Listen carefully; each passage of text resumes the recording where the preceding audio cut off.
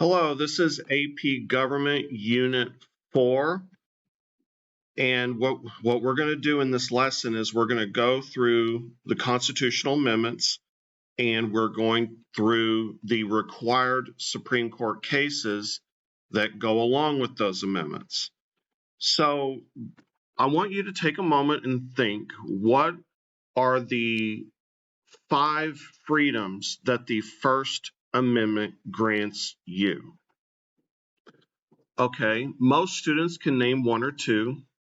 Okay, so you've got the freedom of speech, press, religion, assembly, and petition. And that petition simply means you have a right to sue the government if they wrong you. But we're going to get more into detail. This is advanced placement government, so let's get into more detail. Okay, all right, so write down what you want, but I need you to be familiar with freedom of religion. You have the Establishment Clause, and you have the Free Exercise Clause. You need to be familiar with both. The Establishment Clause says this: I am your teacher, and I get in front of the class and say, okay, I want everybody to bow your head and pray to our Lord Jesus Christ and ask him into your heart as your Lord and Savior. I can't do that. That is against the Establishment Clause because I am a symbolic figure of the government and you are required to be in school by law, so therefore I cannot make you pray to a certain God. Okay? That's what the Establishment Clause is. And it also means that we don't have a cross on top of the Capitol building. And we don't have a cross or any other religious symbol on our flag. Now, Muslim countries do that, but in America we don't because of the Establishment Clause. Also, you have a Free Exercise Clause, which means that you can exercise your religion, and the government cannot stop you from doing that. Okay, now there are limits to all of this. For example, the Establishment Clause, the president usually swears on a Bible, and so do judges. They swear on the Bible, when they get sworn in the office, that's one thing. Courts have fought over whether or not you can put the 10 Commandments outside the courthouse. Generally, no. And then the Free Exercise Clause. You can't just sit around and there was actually a case where Native Americans were doing peyote and getting high, saying it was their religious practice, and the government said, not in this case. So, I don't want to get into specifics of the case, but, there are limits, and you can't just not pay your taxes because you think it's against your religion to pay taxes. So there are limits to all of this. Okay, so the Establishment Clause says no establishment of religion. Okay, and so this flag, you can't do that. Okay, so what can the government do? Well, as your teacher, I could teach about religion in school. I do that in world history. I teach about Buddhism. I teach about the Protestant Reformation. When I was in English 4, when I was a senior, we read Song of Solomon. Okay, and he wasn't preaching to us. And honestly, if you pick up the Bible and read Song of Solomon, it's a love story. It has nothing to do with religion. We have a moment of silence. That's voluntary prayer. But as your teacher, I cannot make you pray, and I certainly can't pray to a certain God or anything. Now, we cannot set a state religion, or the government cannot order a prayer, and we can't teach creationism because that's the idea that the earth is 6,000 years old and dinosaurs never existed and that evolution is not a real thing. That's creationism. We can't teach that. Okay? Now, free exercise.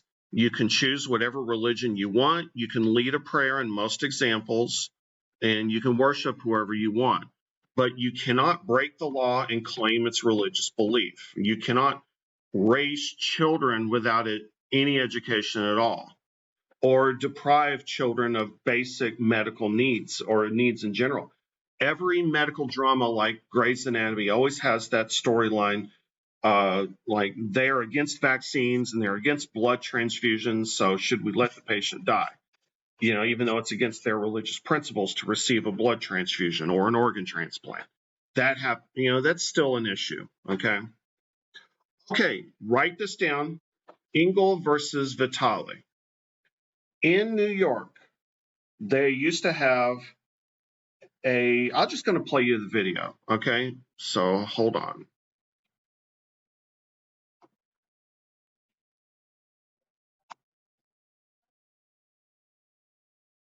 Actually, not. I've got enough videos for this chapter. Okay, so here's the deal.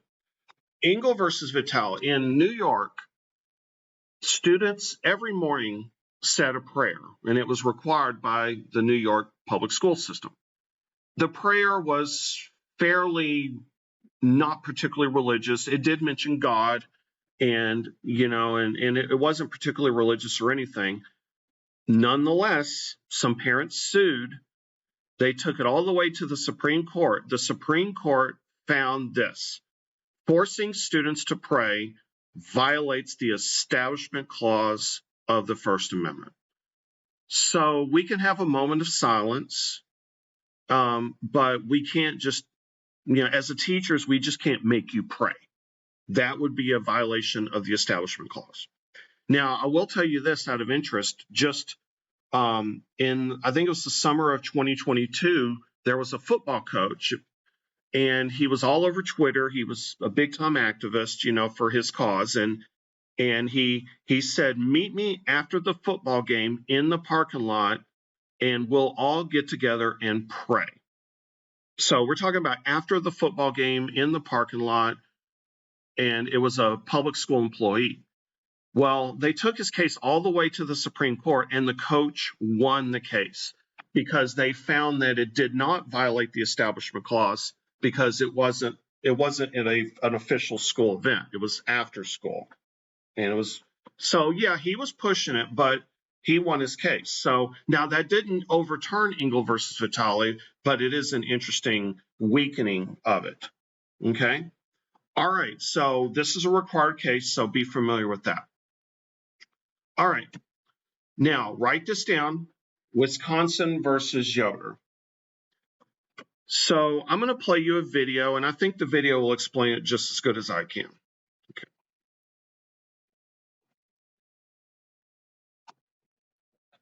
In court briefs.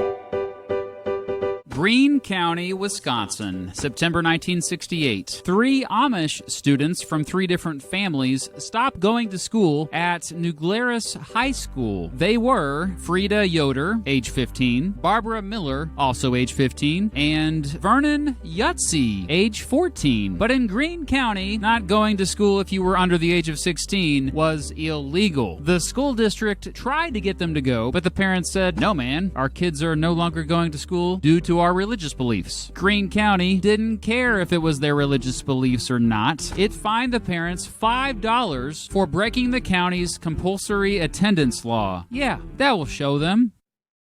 Wait, just $5? Anyway, the parents argued it was Amish tradition to not enroll their kids in public school after 8th grade. In general, there are 2 reasons for this. One is practicality. Amish teenagers generally need to begin learning a trade after 8th grade, and public high schools usually don't offer adequate training for them. The second reason? The Amish tend to see high schools and colleges as institutions that might promote ideas that go against their traditional Christian values and hurt their chances at going to heaven, yo. Jonas Yoder, the father of Frida, represented the parents in court, but the Amish generally don't like going to court to settle disputes. Therefore, a Lutheran minister named William Lindholm took an interest in their case and decided to help them fight, as he believed the county's compulsory attendance law went against the free exercise clause of the First Amendment. They appealed to the Wisconsin Circuit Court, who agreed with the lower court, so they appealed appealed again to the Wisconsin Supreme Court, who agreed with Yoder and the rest, overturning the decision. The Wisconsin Supreme Court said that the state of Wisconsin couldn't show that having an educational system for all its citizens was more important than the Amish family's rights to practice their religion freely. Wisconsin was like, oh yeah? Fine. We're appealing to the Supreme Court of the United States. So what up now? I'll tell you what up now. They kept on fighting, and the court agreed to take on the case, hearing oral arguments on December 8th, 1971. The two things at odds with each other were religious freedom versus compulsory education. Yoder argued that high school threatened his Amish way of life. Wisconsin argued that some Amish kids may decide to leave the Amish faith after they reach adulthood, and so therefore a public school education through high school was necessary so they could more easily adapt to the, quote, real world. If the kids were 2 or 3 or 4 years older, then it wouldn't be an issue, because they'd be considered adults who could choose whatever religion they wanted. So was Wisconsin violating the kids' First Amendment rights by forcing them to go to school? The court said yes. On May 15th, 1972, they announced they sided with Yoder. It was unanimous, although Justice William Douglas gave a partial dissent. But yeah, the court said the 14th Amendment was applicable to the states in this case, and that the free exercise clause of the First Amendment did protect the Amish parents' right to take their kids out of school even though they were under 16. Okay, that's enough. So the Amish won this case. They said that making our kids attend school after the 8th grade is a violation of our First Amendment right to freedom of exercise, free exercise clause. So that's Wisconsin versus Yoder. So again, remember, Engel versus Vitale was about the establishment clause. You know, schools can't make you pray. And then Wisconsin versus Yoder is about, that Engel versus Vitale is the establishment clause. Wisconsin versus Yoder is free exercise. All right, moving right along. So, freedom of speech. You have a right to express your political opinion and not go to jail for it. So, in a way, freedom of speech and freedom of the press are kind of the same thing. But you have a right to express your opinion. Now, there are limits. You can't just, block the traffic all the time. You know, you can't walk around in a movie theater and yell, bomb, bomb. You know, you can't disturb the peace and all that. But you can express your political opinion. This, as of right now, this is Lauren Boebert. She is a member of the House of Representatives. She's from Colorado, and she is expressing her opinion, let's go Brandon. That is a subtle FU to President Biden, okay? Now, let me explain. You can make fun of celebrities. You can say whatever you want as long as it's true, but if you're not a celebrity, then you can sue somebody for libel, okay? So you can say whatever you want about somebody that is true, and you can also burn the American flag. You can even say racist and hate slogans. That is, you can protest and you can say whatever political belief you want. However, you cannot threaten to blow up airplanes, schools, or the president. You cannot sexually harass somebody and say it's freedom of speech. You cannot go around shouting cuss words or crude language. And you cannot do a hate crime and say it's freedom of speech. Okay? Also, you can get sued. You can get sued for libel. That might be freedom of the press, but you can get sued if you say something and ruin someone's reputation. All right, moving right along. Okay, so that's freedom of speech. Freedom of the press is kind of the same thing. All right, write this down unless you remember it from 11th grade U.S. history. This is a required Supreme Court case. Freedom of speech. These kids during the Vietnam War wore these black armbands around their arm, okay? And And so the principal was like, oh, we're not going to let these Vietnam protesters come in here and ruin the school, because that is what was happening in the late 60s, early 70s. I mean, schools were just a mess. Colleges were shut down. So this principal suspended this brother and sister. They were suspended. The mom was like, you're not going to suspend my kid. You're not going to suspend my kid for just wearing an armband. So she sued the school district, Des Moines, Iowa. She sued the school district and appealed. It went all the way to the Supreme Court, and this is what the Supreme Court found. Since these kids were not disrupting the educational environment, they were not in violation. Their freedom of speech should be withheld, and they should not be suspended. Now, if they were disruptive, that would have been another thing, but they were just wearing black armbands. So there you go, a required Supreme Court case, Tinker versus Des Moines, 2 kids, Vietnam era, suspended, but their suspension from school was found unconstitutional because it violated their freedom of speech. Now, that doesn't mean that Tinker is going to protect you in freedom of speech all the time. This is a non-required Supreme Court case, but in 2007, these teenagers were on a field trip and they held up this sign, "Bong hits for Jesus." And marijuana was illegal at the time, and the school suspended a bunch of kids, or at least the leader. The kids thought they were clever, sued because they thought, hey, Tinker versus Des Moines, I could do what I want. The Supreme Court found that this Bong hits for Jesus was disruptive, and it was during a school event, and it had no legitimate political statement. So therefore, the suspension was upheld by the Supreme Court. But again, I don't know the name of the case, and it's not a required case, but I just thought you'd find that interesting. Okay, here's another required Supreme Court case. I taught this in the 11th grade, but this is required. I'm teaching it again. Okay, Schenck versus the United States. During World War I, Schenck, he was a socialist. He was against World War I. He thought that the war was just a bunch of military contractors making millions of dollars off of dead young men. And I could see that. So he printed thousands of pamphlets and handed them out to men in line to be drafted for World War I. So he didn't just hold up a sign that says peace or down with the war. No, he was actually handing out pamphlets that said, don't let yourself get drafted. He was arrested under the Espionage Act, and eventually he sued because, hey, it's my freedom of speech, right? Well, the Supreme Court found after the war that his First Amendment rights were not violated. Why?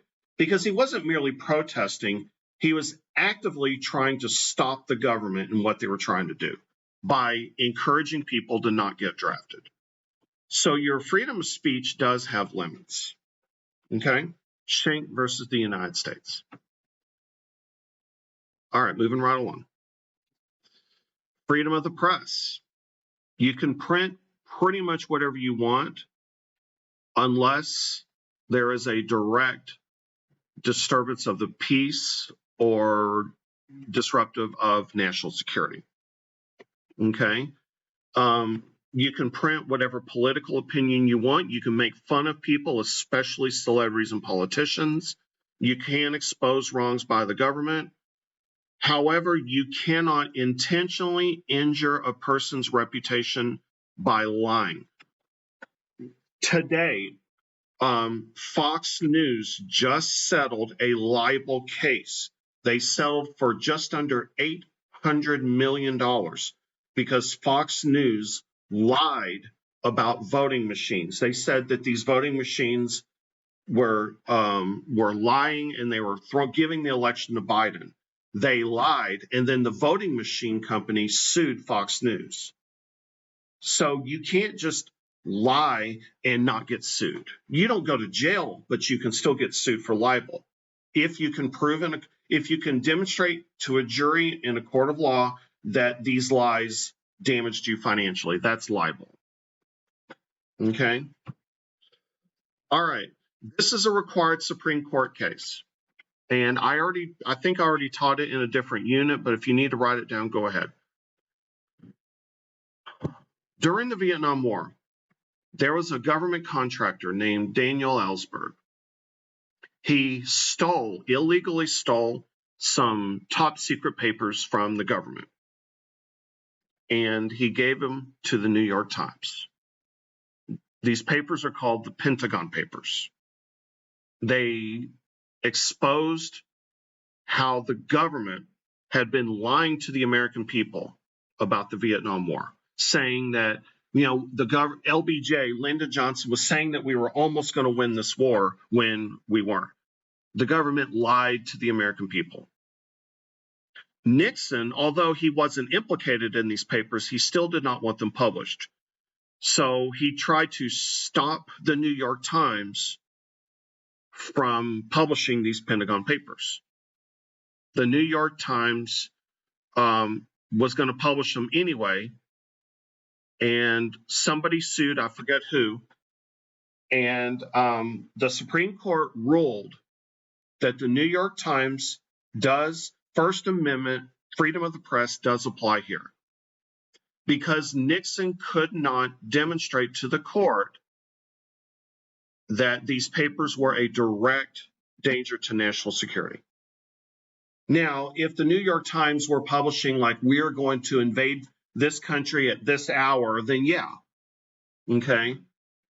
That's called prior restraint. You need to know that word, prior restraint. That means that the president can stop the newspapers from publishing something. But the Supreme Court decided here that prior restraint was not constitutional because there was no direct violation of national security. Okay. All right. Moving right along. Freedom of assembly. You have a right to assemble.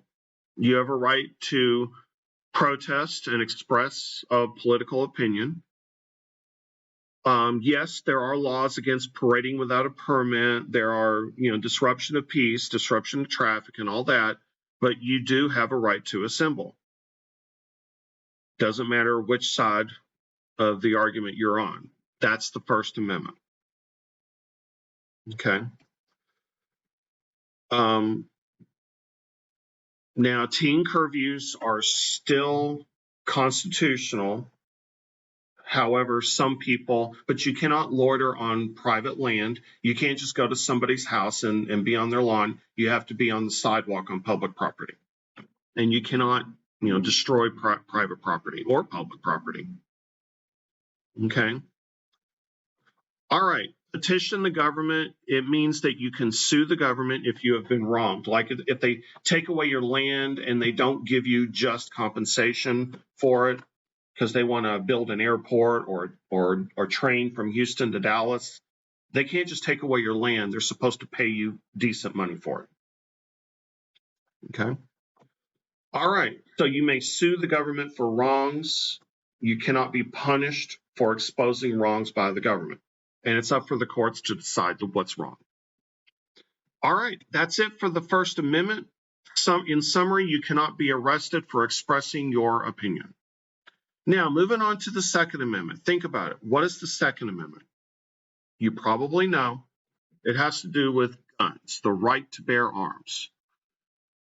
And, it's not 50-50. Most Americans, if you believe the polls, agree that certain high-powered weapons should not be sold to mentally ill people. And most people agree that if you're a felon, that you probably shouldn't have a lot of guns. Okay, a lot of people agree with that. But the NRA, the National Rifle Association, has been a defender of the Second Amendment for good or bad. Okay, so now I need you to write this down. This is very important. Okay, so selective incorporation is not just the Second Amendment. This is just where I have it. And actually, the Wisconsin versus Yoder case mentioned it in the video when they mentioned the 14th Amendment.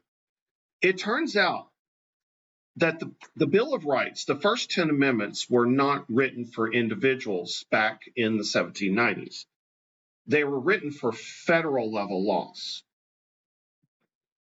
But the 14th Amendment came along and said that the Bill of Rights does apply to the states, and it does apply to individuals. That's one of the things that the 14th Amendment says. It says that if it says it in the Bill of Rights, that's not just a federal issue, that is also applies to the states. Why is this important? Well, after the Civil War, the southern states were going to try to keep Black people from having rights. And we know that they did, and it took a long time, but selective incorporation means that rights that are granted in the Bill of Rights will selectively be incorporated to the states. They will apply to people in the states. All right, we're not done with this, but I need you to write this down. I've got a video on this that will explain selective incorporation and McDonald versus Chicago. So basically, there was a 70-year-old man in Chicago who wanted to buy a handgun, but Chicago had a law against handguns. He took it to the Supreme Court, and the Supreme Court found that Chicago, the city of Chicago, was in violation of the Second Amendment. All right, so I'm going to play this video for you. It's pretty good.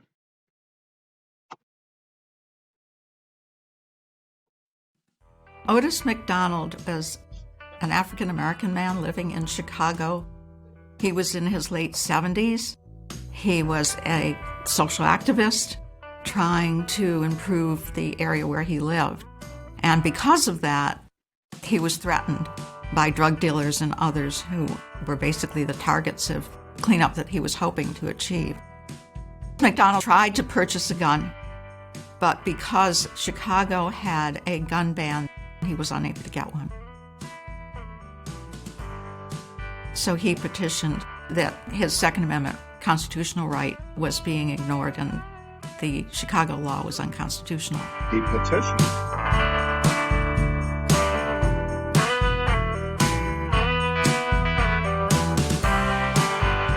I think we tend to forget that the Bill of Rights was meant to just control the federal government and really had nothing to do with the states. So actually at the time that the Bill of Rights were passed, there were some states like Massachusetts that had an official religion up right through the American Civil War. The Bill of Rights did not apply to the states, just the federal government. And after the Civil War, because the Southerners were ignoring the rights of these newly freed slaves, Congress passed an amendment, the 14th Amendment, which would allow individuals to bring a case claiming that their rights were being infringed. This would mean that the states had to abide by the individual rights that were expressed in the Bill of Rights. This is important, the 14th Amendment. And what it does is what she just said. It says that, the 14th Amendment gives you citizenship if you're born here. It gives you equal protection clause. All that's very important. But it also says that the Bill of Rights apply to individuals and to the states. The Second Amendment hadn't been incorporated because it took so long for the court to actually decide its basic meaning. The Heller case had applied only to Washington, D.C., which, of course, was just a district. And so it wasn't yet incorporated through the 14th Amendment. And to incorporate it, you needed to bring a case to test whether the Second Amendment should be incorporated and apply throughout the country to all the states and all the cities. McDonald's argument was that the court in Heller had pointed out and decided that there was an individual right to have a weapon in your home for your self-defense and other lawful purposes. And so therefore, this Chicago law that deprived residents of a right to have a weapon to protect themselves was unconstitutional.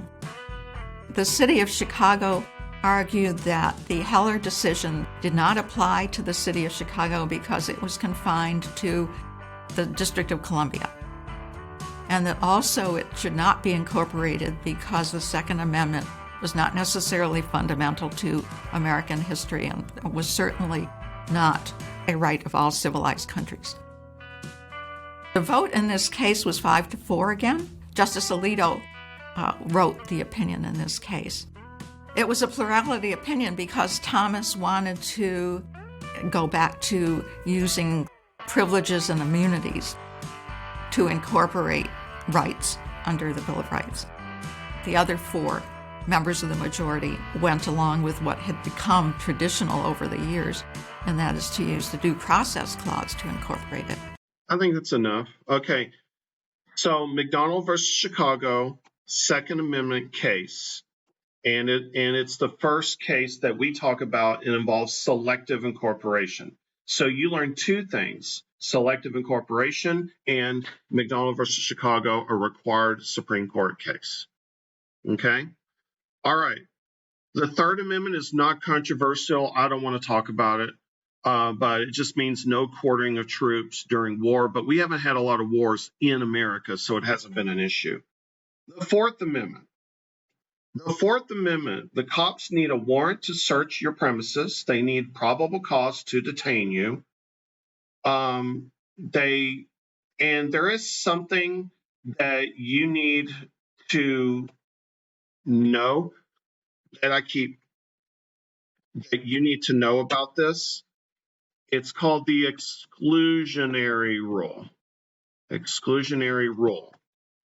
Exclusionary rule means something that you've heard a million times. If the cops get evidence illegally without a warrant, and they cannot use that evidence against you in a court of law. So if they pull you over and then they search your locked glove compartment without your permission, and they find something that you're not supposed to have, you cannot be tried with that evidence because they got that evidence illegally. That's called the exclusionary rule. Okay? All right, so make sure you know that term. All right, that's enough for part 1. Thank you very much.